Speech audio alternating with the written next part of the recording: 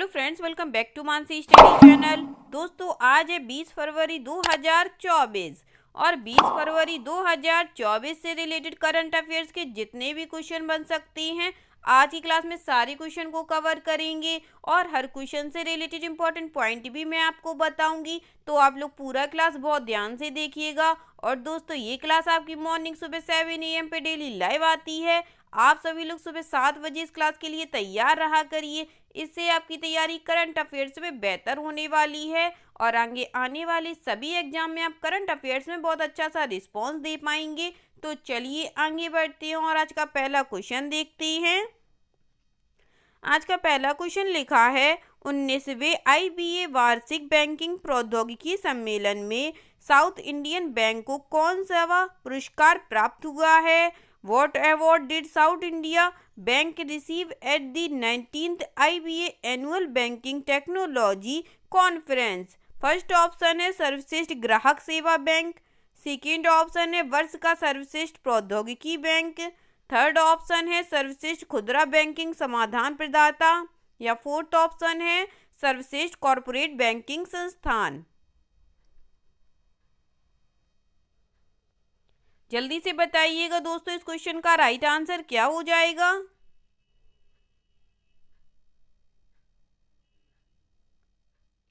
इस क्वेश्चन का जो राइट आंसर हो जाएगा फ्रेंड्स, वह है हमारा ऑप्शन नंबर बी, वर्ष का सर्वश्रेष्ठ प्रौद्योगिकी बैंक। चलिए इस क्वेश्चन से रिलेटेड इंपॉर्टेंट पॉइंटों को पढ़ लेते हैं।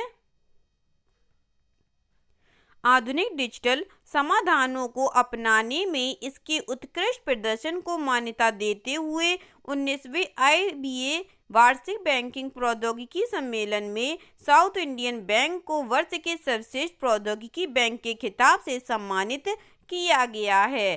ठीक है दोस्तों, चलिए आगे बढ़ते हैं और नेक्स्ट क्वेश्चन देखते हैं। नेक्स्ट क्वेश्चन लिखा है फ्रेंड्स, किस देश के जापान और जर्मनी दोनों को पछाड़ कर दुनिया की तीसरी सबसे बड़ी अर्थव्यवस्था बनने का अनुमान है?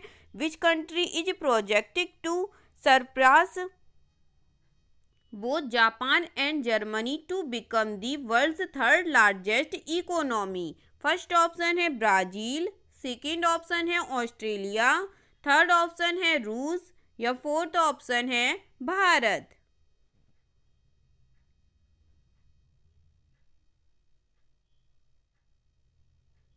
बताइएगा फ्रेंड्स, किस देश के जापान और जर्मनी दोनों को पछाड़कर दुनिया की तीसरी सबसे बड़ी अर्थव्यवस्था बनने का अनुमान है? इस क्वेश्चन का जो राइट आंसर हो जाएगा फ्रेंड्स, वह है हमारा ऑप्शन नंबर डी, भारत देश की। चलिए इस क्वेश्चन से रिलेटेड इंपॉर्टेंट पॉइंटों को पढ़ते हैं।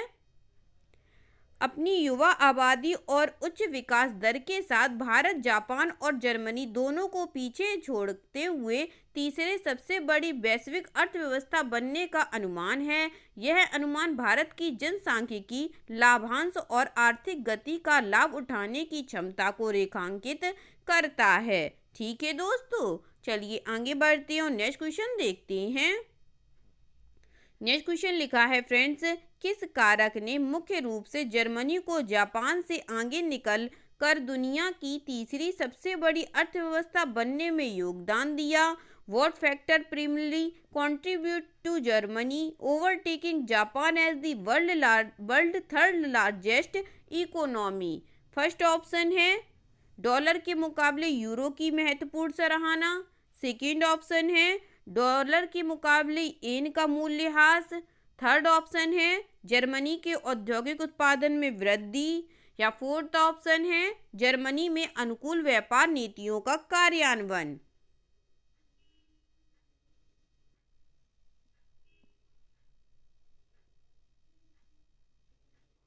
बताइएगा फ्रेंड्स, किस कारक ने मुख्य रूप से जर्मनी को जापान से आगे निकलकर दुनिया की तीसरी सबसे बड़ी अर्थव्यवस्था बनने में योगदान दिया है?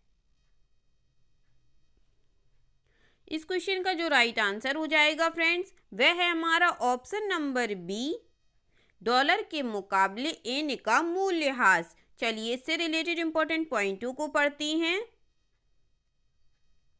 आधिकारिक आंकड़ों से पता चलता है कि 2022 और 2023 में येन में डॉलर के मुकाबले 18% से अधिक की गिरावट आई, जबकि यूरो अपेक्षाकृत स्थिर रहा। इस मुद्रा आंदोलन में आर्थिक रैंकिंग में जर्मनी को जापान पर हावी होने में मदद की है। ठीक है दोस्तों, चलिए आगे बढ़ते हैं और नेक्स्ट क्वेश्चन देखते हैं। नेक्स्ट क्वेश्चन लिखा है फ्रेंड्स, दिसंबर 2023 में औद्योगिक उत्पादन सूचकांक IIP की वृद्धि दर क्या थी? What was the growth rate of the Industrial Production Index IIP in the December 2023? First option है 1.2%, सेकेंड ऑप्शन है 2.4%, थर्ड ऑप्शन है 3.8% या फोर्थ ऑप्शन है 4.5%। बताइएगा फ्रेंड्स, दिसंबर 2023 में औद्योगिक उत्पादन सूचकांक की वृद्धि दर क्या थी? इस क्वेश्चन का जो राइट आंसर हो जाएगा फ्रेंड्स, वह है हमारा ऑप्शन नंबर सी 3.8%। चलिए इससे रिलेटेड इंपॉर्टेंट पॉइंटों को पढ़ते हैं। औद्योगिक उत्पादन सूचकांक में दिसंबर 2023 में 3.8% की वृद्धि दर देखी गई, जो नवंबर में 2.4% से सुधार का संकेत देती है। यह वृद्धि मुख्य रूप से विनिर्माण क्षेत्र में 3.9% की वृद्धि से प्रेरित थी। ठीक है दोस्तों, आगे बढ़ते हैं और नेक्स्ट क्वेश्चन देखते हैं। नेक्स्ट क्वेश्चन लिखा है फ्रेंड्स, नेपाल के अलावा हाल ही में किस देश ने भारतीय डिजिटल भुगतान प्रणाली UPI को सक्षम किया है? Which countries have recently enabled the Indian digital payment system UPI apart from Nepal? First option है श्रीलंका और मॉरिशस, सेकेंड ऑप्शन है श्रीलंका और फ्रांस, थर्ड ऑप्शन है मॉरिशस और फ्रांस और फोर्थ ऑप्शन है श्रीलंका, मॉरिशस और फ्रांस।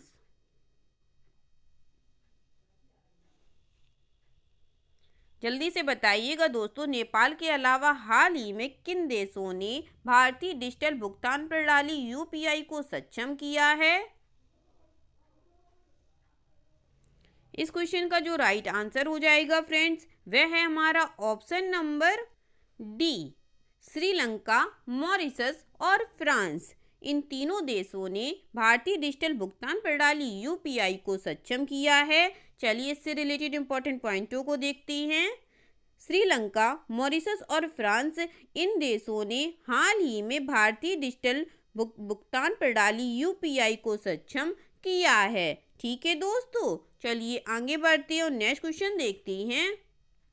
नेक्स्ट क्वेश्चन लिखा है फ्रेंड्स, हाल के चुनाव परिणामों के बाद इंडोनेशिया में प्रबोवो सुबियांतो कौन सा पद ग्रहण करने वाले हैं? What position is Prabowo Subianto set to assume in Indonesia following the recent election result? First option है प्रधानमंत्री के तौर पर या उपाध्यक्ष के तौर पर या राष्ट्रपति के तौर पर या रक्षा मंत्री के तौर पर।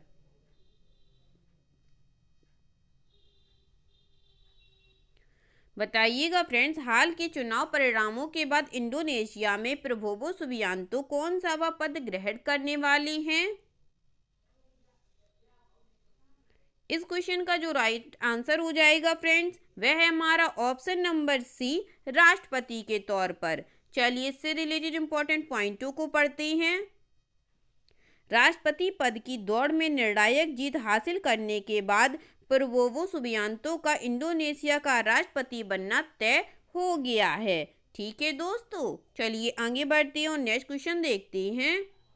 नेक्स्ट क्वेश्चन लिखा है फ्रेंड्स, राजस्थान के करौली जिले में हिंडन के पास खोजे गए लौह अयस्क भंडार का कुल क्षेत्रफल लगभग कितना है? What is the approximate total area spend by the iron ore deposits discovered near Hindaun in Rajasthan Karauli district?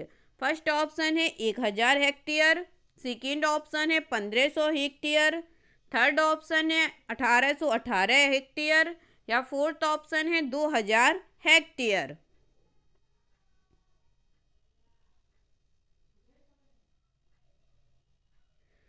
जल्दी से बताइएगा दोस्तों, राजस्थान के करौली जिले में हिंडन के पास खोजे गए लौह अयस्क भंडार का कुल क्षेत्रफल लगभग कितना है?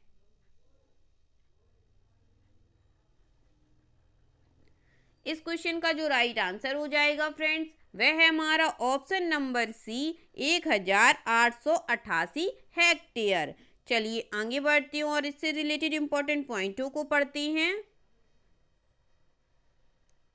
राजस्थान के करौली जिले में हिंडन के पास खोजा गया लौह अयस्क भंडार लगभग 1888 हेक्टेयर में फैला है। चलिए आगे बढ़ते हैं और नेक्स्ट क्वेश्चन देखते हैं।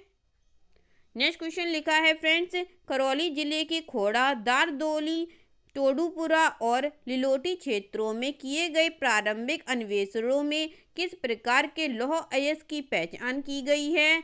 Which types of iron ore have been identified in the preliminary exploration conducted in Koda, Dararoli, Todupura and Litori areas of Karoli districts?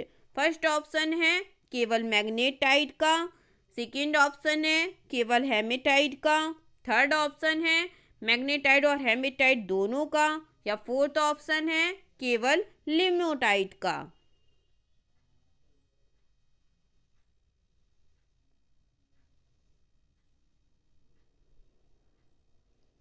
जल्दी से बताइएगा दोस्तों, इस क्वेश्चन का राइट आंसर क्या हो जाएगा?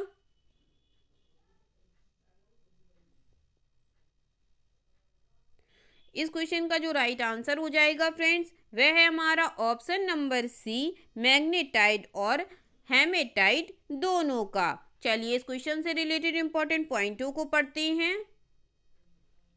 प्रारंभिक अन्वेषणों ने खोड़ा, दारदोली, टोडूपुरा और लिलोटी क्षेत्रों सहित करौली जिले के विभिन्न स्थानों में मैग्नेटाइट और हेमेटाइट लौह अयस्क दोनों किस्मों की पहचान की है। ठीक है दोस्तों, चलिए आगे बढ़ते हैं और नेक्स्ट क्वेश्चन देखते हैं। नेक्स्ट क्वेश्चन लिखा है फ्रेंड्स, दिसंबर 2023 में औद्योगिक उत्पादन के किस क्षेत्र में क्रमिक कमी दर्ज की गई है? Which segment of industrial production reported a sequential moderation in December 2023? First option है इंफ्रास्ट्रक्चर सामान, सेकेंड ऑप्शन है उपभोक्ता टिकाऊ वस्तुएं, थर्ड ऑप्शन है पूंजीगत सामान, या फोर्थ ऑप्शन है प्राथमिक सामान।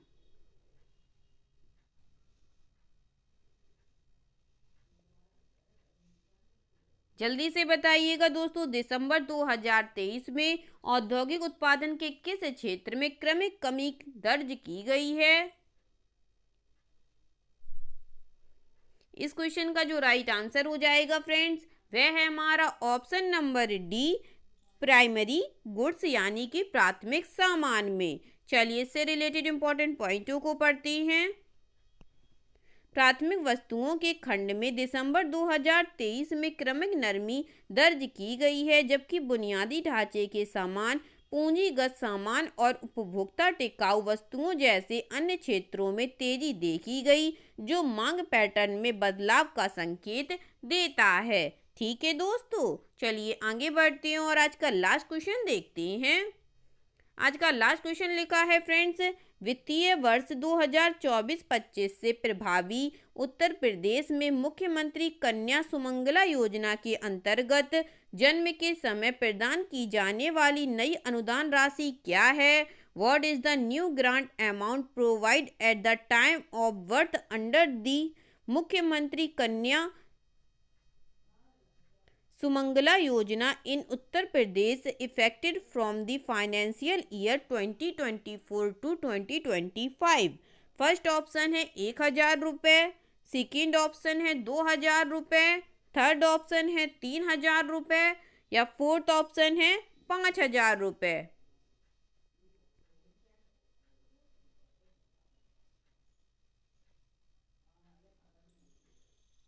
जल्दी से बताइएगा दोस्तों, वित्तीय वर्ष 2024-25 से प्रभावी उत्तर प्रदेश में मुख्यमंत्री कन्या सुमंगला योजना के अंतर्गत जन्म के समय प्रदान की जाने वाली नई अनुदान राशि क्या है? इस क्वेश्चन का जो राइट आंसर हो जाएगा फ्रेंड्स, वह है हमारा ऑप्शन नंबर डी, 5000 रुपये। चलिए इससे रिलेटेड इंपॉर्टेंट पॉइंटों को पढ़ते हैं। उत्तर प्रदेश में मुख्यमंत्री कन्या सुमंगला योजना के तहत जन्म के समय प्रदान की जाने वाली नई अनुदान राशि वित्तीय वर्ष 2024-25 से बढ़ाकर 5,000 रुपये कर दी गई है। ठीक है दोस्तों, आई होप आज के सभी क्वेश्चन आप लोगों को बहुत अच्छे लगे होंगे फ्रेंड्स, और सभी क्वेश्चन से रिलेटेड इंपॉर्टेंट पॉइंट के नोट्स भी आपको बहुत अच्छे से समझ में आए होंगे। अगर क्लास अच्छी लगी हो दोस्तों तो प्लीज़ इस क्लास को लाइक कीजिएगा, शेयर कीजिएगा और आपके अपने चैनल मानसी स्टडी चैनल को सब्सक्राइब कीजिएगा। थैंक यू सो मच दोस्तों।